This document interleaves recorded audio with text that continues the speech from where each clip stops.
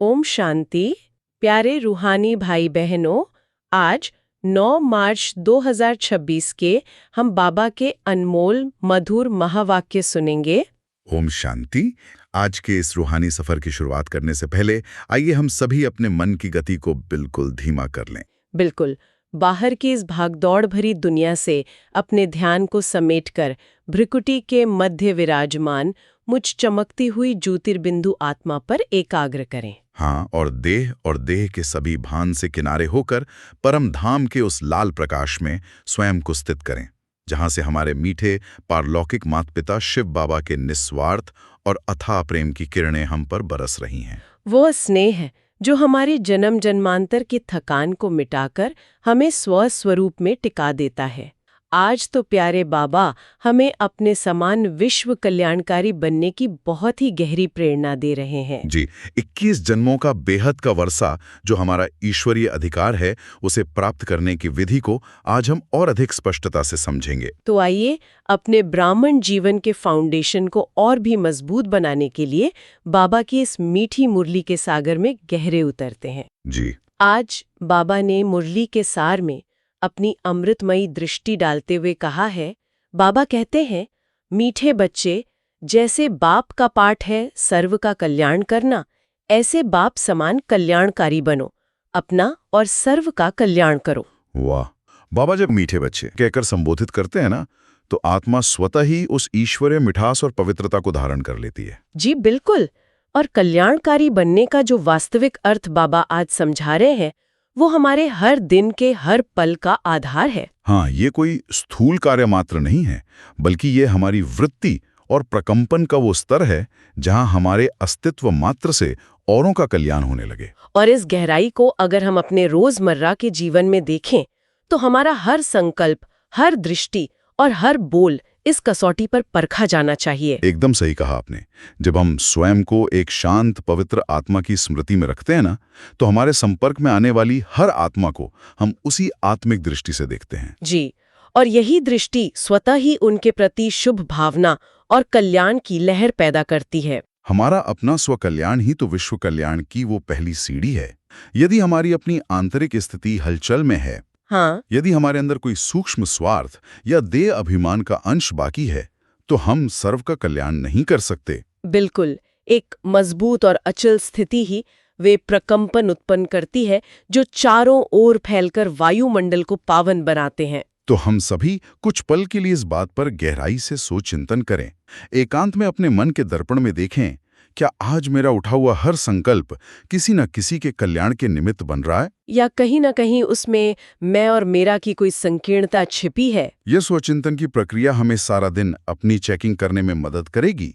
बाबा के समान बनना कोई साधारण बात तो है नहीं। जी, ये हमारे पुरुषार्थ की वो पराकाष्ठा है जहां हमारी उपस्थिति ही दूसरों के लिए वरदान बन जाए। इसी समर्पण की भावना को स्पष्ट करते हुए बाबा ने आज एक बहुत ही गहरा प्रश्न पूछा है। अच्छा। बाबा कहते हैं, प्रश्न, बच्चों की किस एक विशेषता को देख बाप दादा बहुत खुश होते हैं? हम सभी रूहानी भाई बहन यहाँ कुछ क्षण का गहरा ठहराव लेंगे। अपनी आंखें खुली रखते हुए भी अंतर्मुखी हो जाएं, अपने अब तक के भ्रमण जीवन को देखें और इस प्रश्न पर मनन करें कि वो कौन सी सूक्ष्म विशेषता है जो स्वयं भगवान को सबसे ज्यादा खुशी देती है। बाबा का मीठा उत्तर सुनते हैं। बाबा कहते हैं, उत्तर, गरीब बच्चे बाबा की यज्ञ में 8 आना 1 रुपए भेज देते हैं। कहते हैं, बाबा इसके बदले हमको महल देना। बाबा कहते, बच्चे, ये 1 रुपया भी शिव बाबा के खजाने में जमा हो गया। तुमको 21 जन्मों के लिए महल मिल जाएंगे। सुदामा का मिसाल है ना। बिगर कौड़ी खर्चा तुम बच्चों को विश्व की बादशाही मिल जाती है। बाबा गरीब बच्चों की इस विशेषता पर बहुत खुश होते हैं। इस ईश्वरीय उत्तर में बाबा की असीम करुणा झलकती है। दुनियावी नजरिए से 1 रुपए का कोई विशेष मूल्य नहीं होता, लेकिन ईश्वरीय दरबार में वस्तु का नहीं, वृत्ति का मोल है। जी बिल्कुल। सुदामा की मुट्ठी भर चावल का जो दृष्टांत है, वो स्थूल धन का नहीं, बल्कि आत्मा के उस सर्वस्व समर्पण का प्रतीक है, जहां कुछ भी अपना बचाकर नहीं रखा जाता। हम सभी पुराने और अनुभवी पुरुषार्थी इस बात को बहुत सूक्ष्मता से समझ सकते हैं। कई बार हम स्थूल रूप से तो बहुत कुछ यज्ञ में अर्पित कर देते हैं, हाँ, लेकिन सूक्ष्म रूप से अपना समय, अपनी विशेष बुद्धि या अपने पुराने संस्कारों को पकड़कर रखते हैं। हाँ, गरीब बच्चा वो है जिसमें रत्ती भर भी अभिमान नहीं है, जो पूरी तरह से खाली होकर अपना सब कुछ ट्रस्टी भाव से बाबा को सौंप देता है। ये 1 रुपए का समर्पण दरअसल हमारे उस एक संकल्प का समर्पण है जहां हम कहते हैं सब कुछ तेरा। और जब ये भावना सच्ची होती है ना, तो ये हमारे 21 जन्मों के प्रारब्ध की चाबी बन जाती है। बात सिर्फ धन की नहीं है, बात यह है कि हम अपनी श्वासें, अपने विचार और अपनी हर ऊर्जा को ईश्वरीय कार्य में किस भावना से स्वाहा कर रहे हैं। जी, जब आत्मा अपनी सीमित समझ और सीमित प्राप्तियों को बाबा के विशाल खजाने में मिला देती है, तो वो अपना हिस्सा नहीं बल्कि अपना संपूर्ण हृदय अर्पित कर रही होती है। बिल्कुल। बाबा इसी निस्वार्थ और सच्ची भावना रूपी विशेषता पर रीझ जाते हैं। आज की हमारी विशेष चेकिंग यही होनी चाहिए कि क्या मेरे समर्पण में कहीं कोई सूक्ष्म दिखावा या प्राप्ति की इच्छा तो नहीं छिपी है? क्या मेरा हर कदम, मेरा हर संकल्प सुदामा जैसी उस सच्ची और निष्कपट भावना से भरा है? इसी रूहानी सच्चाई को जीवन में उतारने के लिए हमें सृष्टि नाटक के उस विशाल परिदृश्य को अपनी बुद्धि में स्पष्ट रखना होता है। जी, पहली मुख्य शिक्षा में बाबा इसी बेहद के वर्षे और अनादि खेल का रहस्य खोल रहे हैं। शिव बाबा ने उच्चारण किया, मीठे मीठे बच्चे समझते हैं कि बाबा से अभी बेहद का वर्षा ले रहे हैं। बरोबर हम बेहद के बाप द्वारा 21 जन्मों का वर्षा पाते हैं, फिर धीरे धीरे गंवाते हैं। बाप ने समझाया है, ये अनादि बना बनाया खेल है। इस अनादि बना बनाए खेल की स्मृति हमें हर प्रकार की मानसिक हलचल से मुक्त कर देती है। एक अनुभवी पुरुषार्थी के रूप में जब हम दिनचर्या के कार्यों में व्यस्त होते हैं, तो कई बार विभिन्न स्वभाव संस्कारों के टकराव सामने आते हैं। बिल्कुल आते हैं, लेकिन जब ये ज्ञान बुद्धि में रहता है कि ये 84 का चक्र है और हर आत्मा अपना अपना निर्धारित पार्ट बजा रही है, तो हम साक्षी दृष्टांत में टिक जाते हैं। हाँ, ये साक्षी भाव ही हमें हमारे सतयुगी वर्षे की याद दिलाता है। हम जानते हैं कि कैसे हम सुख धाम के मालिक बनते हैं और कैसे समय के साथ कलाएं कम होती हैं। इस अनादि बना बनाए खेल की समझ हमें किसी भी परिस्थिति में विचलित नहीं होने देती। दुख और सुख दोनों को हम ड्रामा की पटरी पर एक रूहानी दर्शक की तरह देखते हैं। तो अपने मन के एकांत में यह गहरा चिंतन करें, क्या मेरी बुद्धि में इस बेहद के खेल का नक्शा हर पल स्पष्ट रहता है? जब कोई विपरीत परिस्थिति आती है, तो क्या मैं उसे ड्रामा समझकर फुल स्टॉप लगा पाता हूँ, या क्यों और क्या के प्रश्नों में उलझ जाता हूँ? ड्रामा की यह ढाल हमारे मन की अनमोल ऊर्जा को व्यर्थ बहने से रोकती है। जी। और यह अतीन्द्रिय सुख तभी संभव है जब हमारा ज्ञान का तीसरा नेत्र पूरी तरह खुला हो। दूसरी शिक्षा में बाबा इसी अज्ञानता की नींद से जागने की बात करते हैं। बाबा कहते हैं, शास्त्रों में कहाँ लिखा हुआ नहीं है? वही गीता के भगवान शिव ने आकर बच्चों को राजयोग सिखाया है। ये तो बाप ने आकर तुम्हारी बुद्धि का ताला खोला है। शूद्र से ब्राह्मण बनने का ये जो रूहानी सफर है, ये केवल मान्यताओं को बदलने का सफर नहीं है, बल्कि चेतना के संपूर्ण रूपांतरण का सफर है। बिल्कुल। भक्ति मार्ग में हमने जो भी शास्त्र पढ़े, उन्होंने हमें भगवान की महिमा तो गाई, लेकिन आत्मा का ताला नहीं खोला। ज्ञान का अर्थ केवल सूचना नहीं है, बल्कि स्वयं को ज्योतिर्बिंदु आत्मा अनुभव करना है। निराकार शिव बाबा ने आकर जो सच्चे राजयोग का ज्ञान दिया है, वो हमें देह भान की गहरी नींद से झकझोर कर जगाता है। बुद्धि का ताला खुलने का अर्थ है कि अब हम हर बात को ईश्वरीय नजरिए से देखने लगे हैं। जी, जब हम किसी आत्मा के कड़े संस्कारों का सामना करते हैं, तो ये खुला हुआ तीसरा नेत्र हमें उसका बाहरी आवरण नहीं, बल्कि अंदर बैठी हुई उस कमजोर आत्मा को दिखाता है, जिसे प्रेम और शक्ति की आवश्यकता है। ज्ञान, सूर्य, परमात्मा स्वयं हमारे शिक्षक बनकर हमें पढ़ा रहे हैं। इस सत्य की गहराई को महसूस करें, अपने भीतर ये चेकिंग करें, क्या मेरा ये तीसरा नेत्र सारा दिन खुला रहता है? क्या मैं हर आत्मा को और हर कर्म को इस ईश्वरीय ज्ञान के प्रकाश में देखता हूँ? जब हम इस सत्य के नशे में रहते हैं कि स्वयं सर्वशक्तिमान ने हमारी बुद्धि का ताला खोला है, तो हमारे पुरुषार्थ में एक सहज उड़ान आ जाती है। इस उड़ान को निरंतर बनाए रखने के लिए बाबा हमें वर्ल्ड की हिस्ट्री ज्योग्राफी का वो गहरा ज्ञान देते हैं जो दुनिया की किसी यूनिवर्सिटी में नहीं पढ़ाया जाता। तीसरी मुख्य शिक्षा में बाबा कहते हैं, ये वर्ल्ड की हिस्ट्री ज्योग्राफी बाप के सिवाय कोई समझा न सके। हम 84 का चक्कर कैसे लगाते हैं, हम विश्व के मालिक थे, फिर रावण ने राज्य छीना, ये नॉलेज बाप ने दी है। ये बेहद की नॉलेज हमारे अंदर एक ऐसा रूहानी नशा भर देती है जो किसी भी लौकिक प्राप्ति से बहुत ऊंचा है। हम ही विश्व के मालिक देवी देवता थे। ये स्मृति मात्र हमारे अंदर के उस सोए हुए देवत्व को जगा देती है। यात्रा को महसूस करते हैं तो वर्तमान की हर छोटी बड़ी समस्या बहुत तुच्छ लगने लगती है। दुनियावी लोग अज्ञानतावश रावण को बाहर खोजते हैं, लेकिन हम जानते हैं कि रावण राज्य का प्रवेश हमारे ही अंदर विकारों के रूप में हुआ था। हाँ, अब जब बाबा ने हमें ये सत्य बता दिया है तो हमारी लड़ाई किसी बाहर वाले से नहीं बल्कि अपने ही पुराने संस्कारों से है। यही चढ़ती कला का वास्तविक मार्ग है। इस पर गहरा मनन करें। क्या मैं सारा दिन इस चढ़ती कला के नशे में रहता हूँ कि मैं फिर से विश्व का मालिक बन रहा हूँ? क्या मेरी हर गतिविधि एक भावी देवता के समान गरिमामयी और पवित्र है? इस 84 के चक्र को बुद्धि में निरंतर घुमाना ही सुदर्शन चक्रधारी बनना है। जी, जो माया के हर वार को काट देता है। माया के इन वारों को काटने के साथ साथ हमें अन्य आत्माओं को भी इस अज्ञान की नींद से जगाना है। अपनी चौथी शिक्षा में बाबा ईश्वरी सेवा की सच्ची भावना को स्पष्ट कर रहे हैं। शिव बाबा कहते हैं, तुम्हारी दिल होती है, यह बेहद की पढ़ाई सब पढ़ें, सेंटर्स खुलते जाएं। जैसे बाप का पाठ है सबका कल्याण करना, वैसे हमारा भी पाठ है सबका कल्याणकारी बने। ईश्वरी सेवा केवल एक स्थान पर जाकर ज्ञान सुनाने तक सीमित नहीं है। हर ब्राह्मण आत्मा चलता फिरता ईश्वरीय सेंटर है। बिल्कुल सही कहा।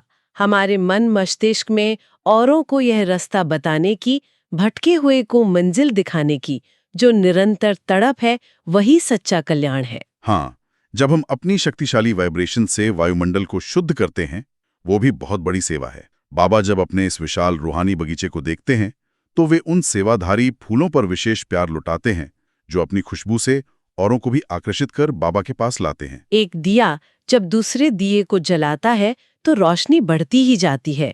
सेवा की यह लगन हमारे स्व पुरुषार्थ को भी तीव्र कर देती है, क्योंकि दूसरों को देने के लिए हमें स्वयं को भरपूर रखना पड़ता है। तो स्वयं से ये गहरा प्रश्न पूछें, क्या मेरे अंदर औरों तक ये ईश्वरीय संदेश पहुंचाने का रूहानी उमंग उत्साह है? क्या मेरे चेहरे और चलन से ईश्वरीय सेवा हो रही है, या मैं केवल अपने ही पुरुषार्थ तक सीमित हूँ? सेवा की ये सच्ची और निस्वार्थ भावना आत्मा को बहुत जल्दी बाबा के दिल के तख्त के लायक बना देती है। लेकिन इस सेवा के मैदान में या अपने पुरुषार्थ में हम तब तक सफल नहीं हो सकते जब तक हमारी बुद्धि का तार पुराने दुनिया से पूरी तरह टूट ना जाए। जी, 5वीं मुख्य शिक्षा में बाबा वैराग्य और अपना बैगेज ट्रांसफर करने की बेहद सूक्ष्म और महत्वपूर्ण बात समझा रहे हैं। बाबा कहते हैं, भल पुरानी दुनिया में कितने भी लखपति करोड़पति हैं, परंतु ये सब है कौड़ी मिसल। अब गए कि गए। बाप समझाते हैं ना, बैगेज सारा ट्रांसफर करो स्वर्ग में। ये पुरानी छी दुनिया और इसका विनाशी आकर्षण वास्तव में कौड़ी के समान है, क्योंकि विनाश सामने खड़ा है। लेकिन बैगेज ट्रांसफर करने का अर्थ केवल स्थूल धन को ईश्वरीय कार्य में लगाना नहीं है। बिल्कुल नहीं। एक अनुभवी योगी के लिए इसका अर्थ है अपने सूक्ष्म बोझे को, पुरानी स्मृतियों, पुराने स्वभाव संस्कारों, आपसी मनमुटाव या ईर्ष्या द्वेष के उस लगेज को ईश्वरीय अग्नि में भस्म कर देना। जब तक मन के किसी कोने में पुरानी दुनिया की किसी वस्तु, व्यक्ति या वैभव से लगाव है, तब तक हमारा बैगेज यहीं पड़ा है। हाँ, मनमना भव की स्तुति से चलते फिरते बाबा को याद कर अपनी पूरी चेतना को सतयुगी दुनिया के लिए सुरक्षित कर लेना ही असल वैराग्य है। जहां लगाव नहीं, वहां दुख का नाम निशान नहीं हो सकता। इस बिंदु पर अपना बहुत सूक्ष्म स्वचिंतन करें। क्या मेरी बुद्धि का तार अभी भी किसी पुराने दुख, किसी व्यक्ति के व्यवहार या अपनी किसी विशेष योग्यता के अभिमान से जुड़ा है? क्या मैंने अपना ये सारा सूक्ष्म बैगेज शिव बाबा के पास ट्रांसफर कर दिया है? ये रूहानी चेकिंग बहुत अनिवार्य है। अपना सब कुछ, संकल्प, समय और संस्कार नई दुनिया के बैंक में जमा कर देने से ही आत्मा कमल फूल के समान न्यारी और बाबा की प्यारी बनती है। तो आज की मुरली से धारणा के लिए मुख्य सार इसी न्यारी और प्यारी अवस्था को व्यवहार काल में लाने पर केंद्रित है।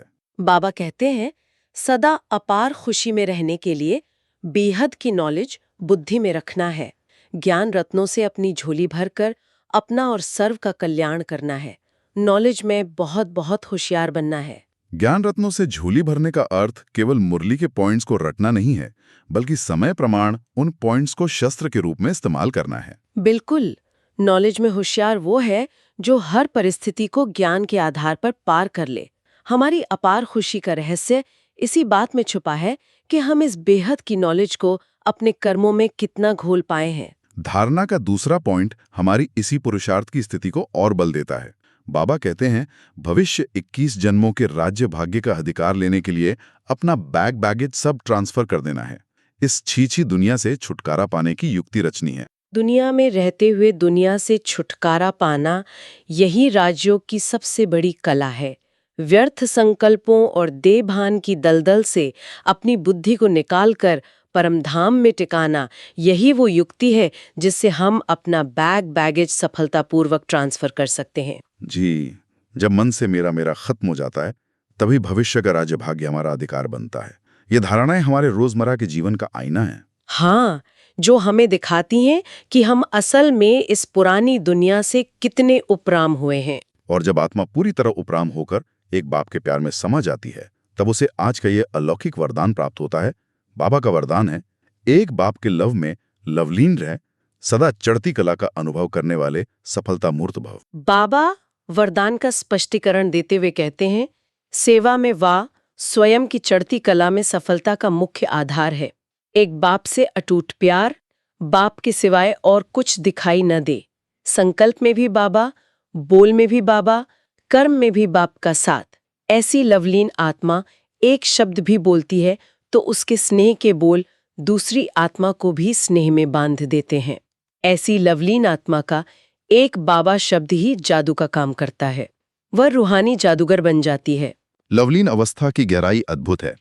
लवलीन का अर्थ है जहां आत्मा और परमात्मा के बीच कोई तीसरा संकल्प भी ना आ सके। जी, जब हम कर्म करते हुए भी उस आंतरिक एकांत में शिव बाबा के प्रेम का अनुभव करते हैं, तो हमारे बोल साधारण नहीं रहते। हमारी वाणी में वो ईश्वरीय शक्ति आ जाती है जो सीधे दूसरी आत्मा के दिल को छूती है। ऐसी लवलीन आत्मा के मुख से निकला हुआ सिर्फ एक बाबा शब्द ही दूसरी आत्माओं के लिए जादू का काम करता है, क्योंकि उस शब्द में कोई अहंकार या स्वार्थ नहीं होता। वो शब्द सीधे परम धाम के खजाने से निकलता है। यही अटूट प्यार हमारी चढ़ती कला और हर कार्य में सफलता का मुख्य आधार है। बिल्कुल, जब बाबा स्वयं हमारे हर संकल्प में साथ है, तो सफलता तो हमारी दासी बन ही जाती है। इस लवलीन अवस्था को बनाए रखने के लिए आज के स्लोगन को हमें एक अचूक अस्त्र की तरह इस्तेमाल करना है। बाबा कहते हैं, योगी तू आत्मा वो है जो अंतर्मुखी बन लाइट माइट रूप में स्थित रहता है। अंतर्मुखता का वास्तविक अर्थ है बाहर देखते हुए, बाहर सुनते हुए भी अपनी आंतरिक शांति के केंद्र से न हटना। जी, दुनिया के शोर और कर्म क्षेत्र की हलचल के बीच अपने लाइट यानी प्रकाश और माइट यानी शक्ति स्वरूप को अनुभव करना ही एक सच्चे योगी की निशानी है। हम इसे अपने मन के एक इनर स्विच की तरह प्रयोग कर सकते हैं।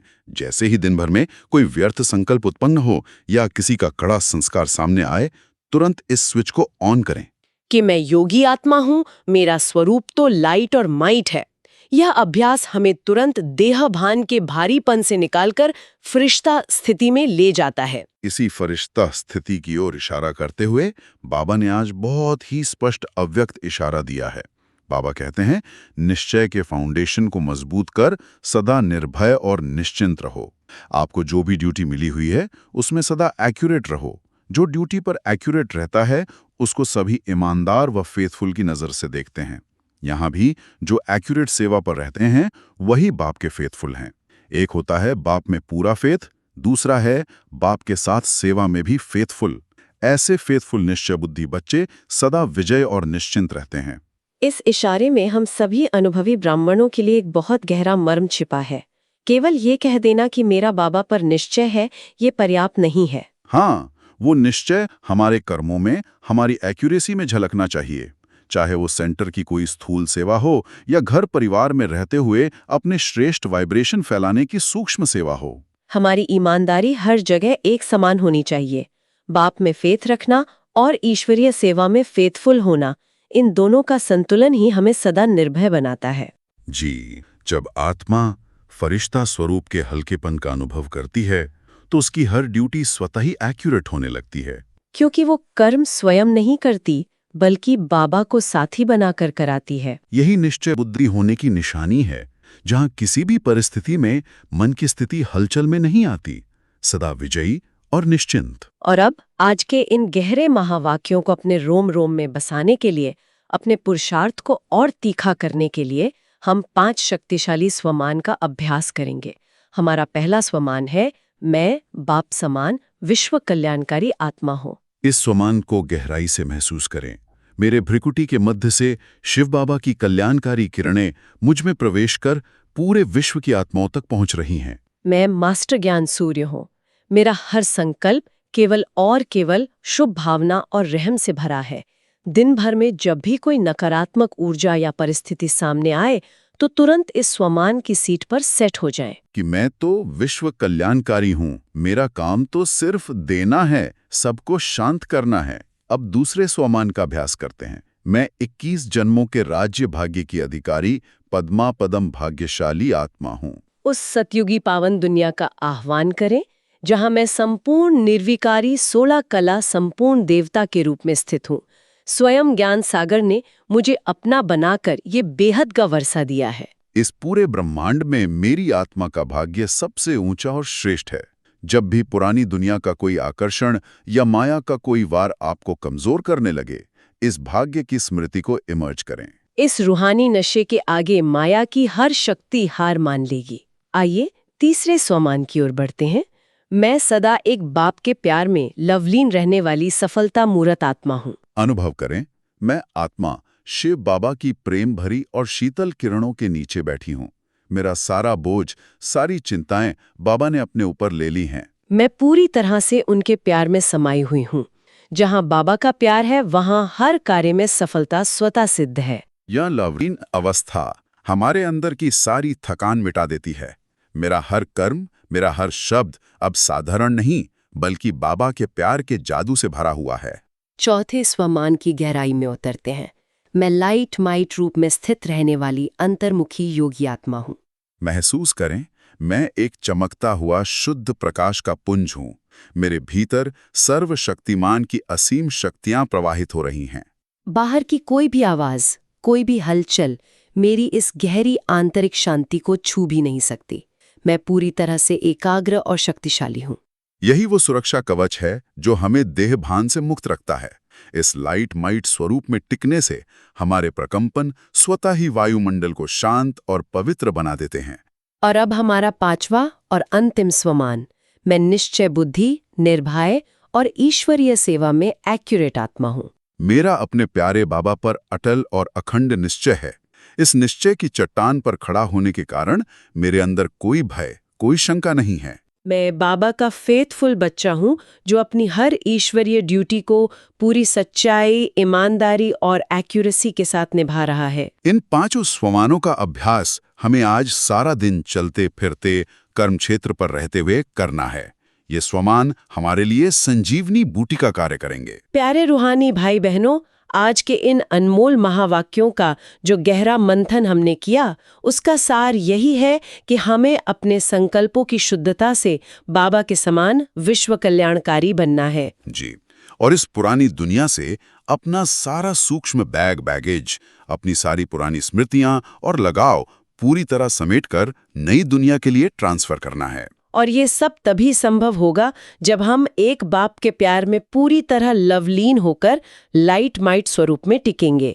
हमारा एक एक बोल दूसरी आत्माओं के लिए रूहानी जादू का काम करे, यही हमारा सच्चा और श्रेष्ठ पुरुषार्थ है। यदि हम रोज ऐसे ही प्यारे बाबा की श्रीमत की रूहानी गहराइयों में उतरना चाहते हैं, अपने पुरुषार्थ को और सहज तथा शक्तिशाली बनाना चाहते हैं, तो इस ईश्वरीय सत्संग से रोज जुड़ने के लिए इसे सब्सक्राइब अवश्य करें।